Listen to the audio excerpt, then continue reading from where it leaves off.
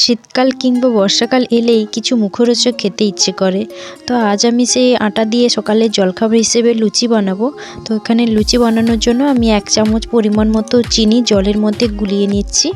তো এখানে আমি সাধারণ যে কাপে আমরা চা খাই ওই কাপের 2.5 কাপ মতো আমি আটা নিয়েছি। তো আটার মধ্যে আমি দিয়ে দিয়েছি পরিমাণ মতো লবণ এবং ময়াম হিসেবে সাদা তেল দিয়ে আটাটাকে ভালো করে মেখে নেব। যেভাবে আমরা লুচি ময়দা দিয়ে বানাই ওইভাবেই আমরা আটাটাকে ভালো করে মেখে নেব।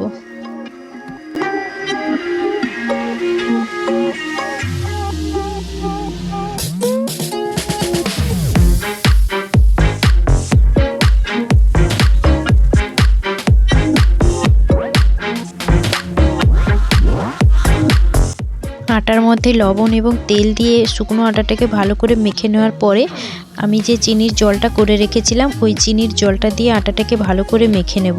তো ভালো করে মাখানো হয়ে গেলে আমি আধ ঘন্টার মতো ঢাকনা দিয়ে রেখে দিয়েছিলাম। তো এখন ঢাকনাটা খুলে দেখে নিচ্ছি আটাটা খুব নরম হয়ে গেছে। এইভাবেই আটাটাকে মেখে নিতে হবে। আটাটাকে মেখে নেওয়ার পরে যেভাবে আমরা ময়দা দিয়ে লুচি বানাই ওইভাবে ছোট ছোট করে লেচি কেটে নেব।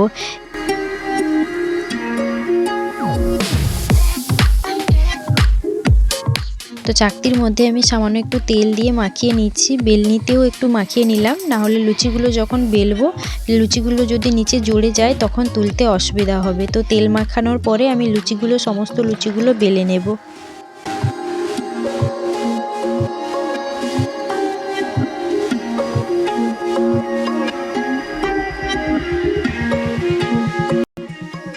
তো লুচিগুলো বেলে নেওয়ার পরে আমি কড়াইতে তেল দিয়ে দিয়েছি। তেলটা খুব ভালো করে গরম হয়ে গেছে। তো এক এক করে লুচিগুলো ভেজে নেব।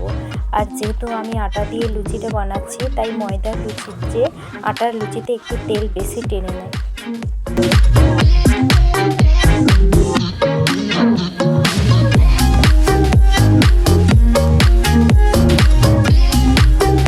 আটা দিয়ে বানানো লুচিগুলো দেখতে একটু লাল হয়, একদম পুরো সাদা হয় না, দেখতে একটু লাল লাল হয়, কিন্তু লুচিগুলো খেতে খুব দারুণ লাগে। আমি এই লুচির রেসিপিটি তোমাদের সঙ্গে শেয়ার করলাম। ধন্যবাদ বন্ধুরা।